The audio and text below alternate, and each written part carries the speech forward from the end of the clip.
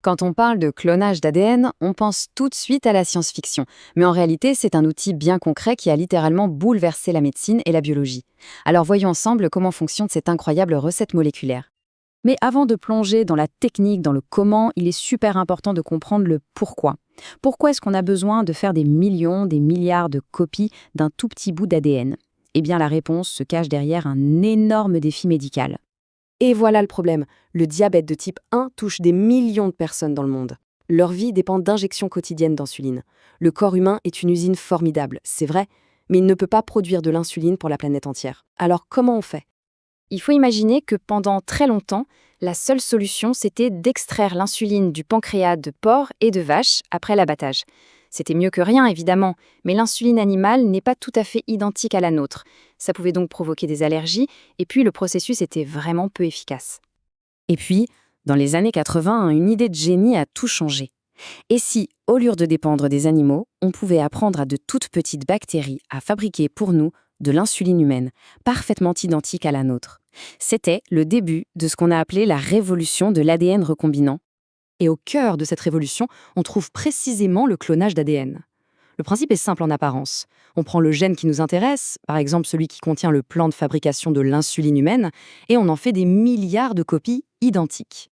L'idée est vraiment d'utiliser les bactéries comme des sous-traitants. On prend notre gène humain et on vient l'insérer dans un petit ADN circulaire que les bactéries possèdent naturellement, ça s'appelle un plasmide. Ce plasmide, modifié ou recombinant, devient le nouveau plan de montage. Une fois qu'on l'introduit dans la bactérie, elle se transforme en une minuscule usine qui se met à produire la protéine humaine pour nous. Bien sûr, pour réussir un tel exploit, les biologistes ont dû se créer une véritable boîte à outils moléculaire. Mais là, on ne parle pas de marteau ou tournevis, on parle d'enzymes, des protéines qui agissent avec une précision absolument incroyable. Le premier outil, il est fondamental, ce sont les enzymes de restriction. Il faut vraiment les voir comme des ciseaux moléculaires.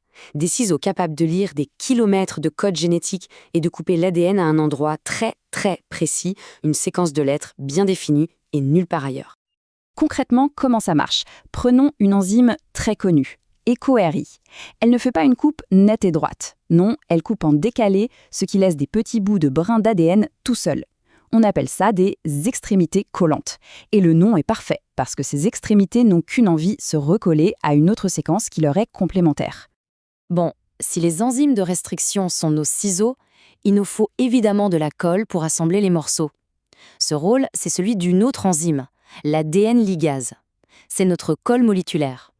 Lorsque deux extrémités collantes compatibles se rencontrent, elles s'attirent et s'emboîtent, mais la liaison est encore un peu fragile. C'est là que la DNA ligase entre en jeu. Elle vient recréer la liaison chimique qui manque dans le squelette de l'ADN. En gros, elle soude les deux morceaux pour de bon, créant une molécule d'ADN stable et continue. Ok, on a nos outils, les ciseaux et la colle. Maintenant, on peut passer à la pratique. La première grande étape, c'est tout simplement un couper-coller à l'échelle de la molécule pour fabriquer notre fameux ADN recombinant.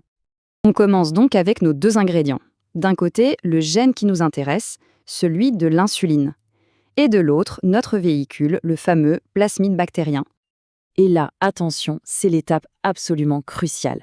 On va utiliser la même enzyme de restriction, nos ciseaux EcoRI par exemple, pour couper le gène d'insuline et pour ouvrir le plasmide circulaire. Le résultat, les extrémités collantes du gène et celles du plasmide sont parfaitement compatibles. C'est comme deux pièces de puzzle faites pour s'emboîter.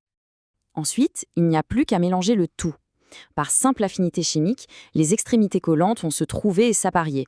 On ajoute alors notre colle moléculaire, l'ADN ligase, qui vient solidifier l'ensemble. Et voilà, on vient de créer une nouvelle molécule, un plasmide recombinant, qui contient maintenant le gène humain. Notre plan de montage est prêt. Le plasmide est assemblé. L'étape suivante, c'est de le faire entrer dans nos usines pour pouvoir lancer la production. Et nos usines, ce sont les bactéries. Cette étape s'appelle la transformation. On mélange nos plasmides recombinants avec des millions de bactéries et on leur inflige un bref choc de température. Ce petit stress a pour effet de rendre leur membrane un peu plus perméable et certaines vont alors absorber un plasmide qui se trouve à proximité. Il faut savoir que ce n'est pas très efficace, seule une toute petite fraction des bactéries va réussir l'opération. Alors, comment est-ce qu'on fait pour retrouver les quelques bactéries qui ont bien intégré le plasmide au milieu de toutes les autres? La solution est vraiment astucieuse. En plus du gène de l'insuline, le plasmide contient un autre gène, un gène de résistance à un antibiotique. On va donc étaler toutes nos bactéries sur une boîte de culture qui contient cet antibiotique. Le résultat est radical. Toutes les bactéries qui n'ont pas le plasmide vont mourir. Seules celles qui l'ont, et qui sont donc résistantes, vont survivre et se multiplier. Une fois qu'on a isolé ces super bactéries, le plus dur est fait. Il suffit de les placer dans d'énormes cuves, des fermenteurs, avec plein de nutriments. Elles se multiplient alors à une vitesse folle et à chaque division, elles copient notre plasmide. Puis, quand on en a assez, on leur envoie un petit signal chimique qui leur dit « Ok, c'est le moment, activez le gène humain ». Et là, les bactéries se mettent toutes à produire des quantités industrielles d'insuline humaine pure. Le processus en lui-même est fascinant, mais ce qui est encore plus incroyable, c'est l'impact que cette technologie a eu. Elle a ouvert des portes qu'on ne pensait même pas pouvoir entrouvrir.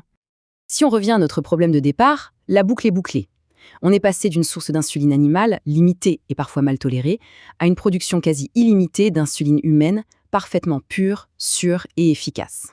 Et bien sûr, l'insuline n'est qu'un exemple. Cette même recette moléculaire sert aujourd'hui à produire l'hormone de croissance, des facteurs de coagulation pour les personnes hémophiles, des vaccins. Et dans le monde de la recherche, c'est un outil essentiel pour la thérapie génique, ou tout simplement pour mieux comprendre le fonctionnement de nos propres gènes. Au final, ces ciseaux et cette colle moléculaire nous ont donné le pouvoir de réécrire, fragment par fragment, le grand livre de la vie. Ce n'est plus du tout de la science-fiction, c'est la réalité de notre médecine moderne. La question qui reste, et elle est immense, c'est, maintenant qu'on a ces outils entre les mains, quelle sera la prochaine page que l'on va écrire ?